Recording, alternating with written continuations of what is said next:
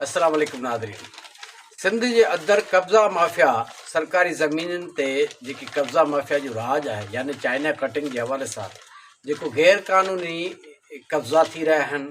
चाहे उहे ॻोठ आबाद स्कीमुनि जे हवाले सां हुजे या ॿियनि तरीक़नि सां सरकारी ॿेलनि खे यानी ॿेलनि खे कटे वण टिण कटे करे किरोड़े अरबे रुपयनि जी ज़मीन सिंध जी कब्ज़ा माफ़िया जे हेठि आहे। इन हवाले सां काल्ह supreme court of Pakistan J Karachi registry आहे, उनमें जस्टिस जमाल खान मंदोखेल साहब ऐं जस्टिस सैयद हसन अज़हर रिज़वी साहब ते मुश्तमिल डबल बेंच काल्ह supreme court registry office Karachi में फ़ैसिलो ॾिनो, जंहिंमें हुननि board of revenue J senior member खे हुकुम कयो त सिंध जे अंदरि जेके कब्ज़ा माफ़िया आहे, कब्ज़ा माफ़िया जो राज आहे, ॻोठ आबाद स्कीमुनि जे नाले ते जेके ज़मीननि ते कब्ज़ा थी रहिया आहिनि या थी चुका आहिनि, क़ब्रिस्ताननि में माण्हू यानी लाश दफ़न करण लाइ जॻह कान्हे का, तव्हां छा था कयो? तंहिं ते board of revenue J senior member ऐं ॿियनि जेके उते मौजूदु हुया रेस्पॉन्डेंट्स यानी छिकायल,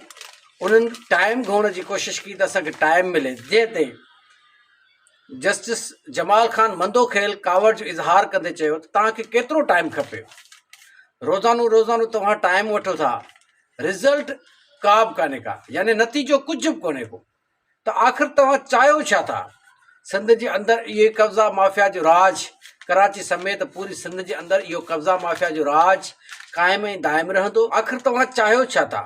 त सिंध जे अंदरि माण्हू दफ़नाइण जे हवाले सां बि पंहिंजे लाश खे ॻोल्हींदा रहनि त जॻह किथे मिले त उनखे दफ़नायूं, यानी क़ब्रिस्तान कोन्हनि खे,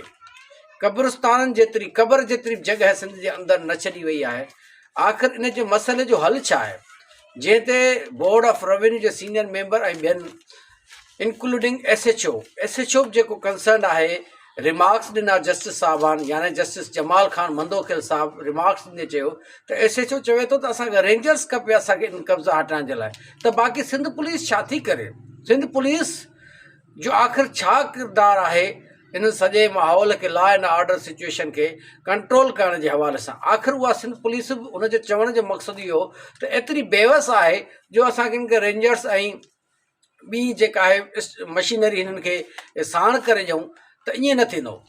तंहिं ते board of revenue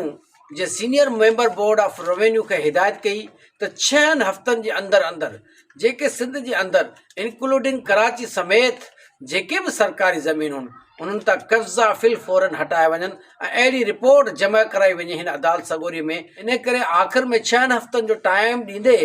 supreme court registry Karachi J justice Jamal Khan Mandokhel Sahib, justice Syed Hasan Azhar Rizvi साहब 6 हफ़्तनि जो टाइम ॾींदे board of revenue J senior member खे हिदायत कई जेके बि सरकारी ज़मीनूं हुन उन्हनि खे प्रोटेक्ट करे, उन्हनि खे बचाए रिकवर करे ऐं कब्ज़े माफ़िया खां यानी कब्ज़ा खोरनि खां उन्हनि जी जान छॾाए। IG सिंध साहब खे बि गुज़ारिश कई यानी हिदायत कई, डायरेक्शन ॾिना, हुकुम कयो त तव्हां पंहिंजे SSP खे, कंसर्न SSP जेके बि ज़िले जा उते वास्तेदार हुजनि, उहे डिप्टी कमिश्नर जेके वास्तेदार ज़िले जा आहिनि, जेके एक्शन खणणु चाहिनि था ऐं एक्शन खणनि था ऐं खणंदा हिन हुकुम खां बाद में, त उन्हनि जी लॉ एंड ऑर्डर सिचुएशन जे हवाले सां उन्हनि जी सपोर्ट कयो, उन्हनि सां गॾु मुंसलिक थी करे हिन सॼे कब्ज़ा माफ़िया जे सिस्टम खे कंट्रोल करण जे हवाले सां, सरकारी ज़मीन खे बचाइण जे हवाले सां तव्हां हुनजी मदद कयो। 6 हफ़्तनि जो टाइम आहे। मां पूरी सिंध जे आवाम खे गुज़ारिश कयां थो त हिन फ़ैसिले मां फ़ाइदो वठो। जेके तव्हांजे ज़िले जे अंदरि, हल्के जे अंदरि, यूनियन काउंसिल जे अंदरि, ॻोठनि जे अंदरि सरकारी ज़मीनूं, क़ब्रिस्तान हुजनि, इरीगेशन जी ज़मीन हुजे, मंदरनि जी ज़मीन हुजे, इन जेके बि ज़मीनूं आहिनि तव्हांजूं, कहिड़े बि सरकारी महकमे सां मुंसलिक हुजनि, तव्हां उन्हनि जी निशानदेही कयो, पंहिंजे वास्तेदार डिप्टी कमिश्नर खे एप्लीकेशन कयो, senior member board of revenue खे कापी मोकिलियो, IG सिंध खे मोकिलियो, कंसर्न SSP खे मोकिलियो ऐं सुप्रीम कोर्ट जे रजिस्ट्री ऑफिस समन जे तइदाद में न हज़ार लखनि जे तइदाद में तव्हांजूं दरख़्वास्तूं इन्हनि कंसर्न ऑफिसरनि ताईं, ऑफिसिस ताईं पहुचणु खपनि। ऐं आख़िर में मां हिकिड़ी नंढी उमेदु कयां डिप्टी कमिश्नर नौशर फिरोज़ खे, जेको वास्तेदार आहे मुंहिंजे ज़िले जे हवाले सां, मां उन पंहिंजे ज़िले जे नौशर फिरोज़ जे डिप्टी कमिश्नर साहब खे गुज़ारिश कयां थो त हिन हुकुम यानी जेको supreme court registry bench Karachi हुकुम ॾिनो आहे, उन जे मद्देनज़र जेके हालाणी जी जेका मंदर जी ज़मीन आहे, जेका करप्ट माफ़िया उन ते कब्ज़ो करे वेठी आहे वाणियुनि जी ज़मीन ते। उहा सरकारी प्रॉपर्टी आहे, यानी उहा रिज़र्व थियल प्रॉपर्टी आहे मंदर जी। उहा कंहिं बि प्राइवेट माण्हू जी ज़मीन कान्हे का, न का प्राइवेट लैंड आहे। उन जो तहफ़ुज़ करणु डिप्टी कमिश्नर नौशर फ़िरोज़ जो कमु आहे। SSP साहब खे बि गुज़ारिश कजे थी त उहा डिप्टी कमिश्नर नौशर फ़िरोज़ जे एक्शन सां लॉ एंड ऑर्डर सिचुएशन जे हवाले सां उन कब्ज़नि खे वापसि कराए। ऐं मां उमेदु कयां थो त डिप्टी कमिश्नर नौशर फ़िरोज़ तमामु बहितरीन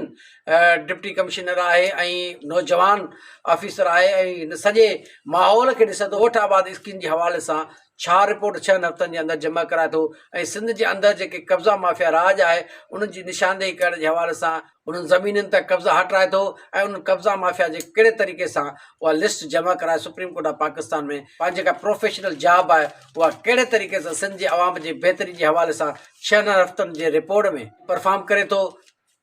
उहो 6 हफ़्तनि खां बाद में जेका रिपोर्ट जी जमा थींदी सुप्रीम कोर्ट रजिस्ट्री में, उहा ॾिसी करे सिंध जो अवाम फ़ैसिलो कंदो त senior member board of revenue Sindh जे अवाम खे मद्देनज़र रखे करे इन कब्ज़ा माफ़िया जे ख़िलाफ़ु एक्शन वरितो आहे या साॻी पॉलिसी जीअं 75 सालनि खां वठी रहंदी अचे थी उहा साॻी बरक़रार आहे। इन सां वठो था इजाज़त। अल्लाह ने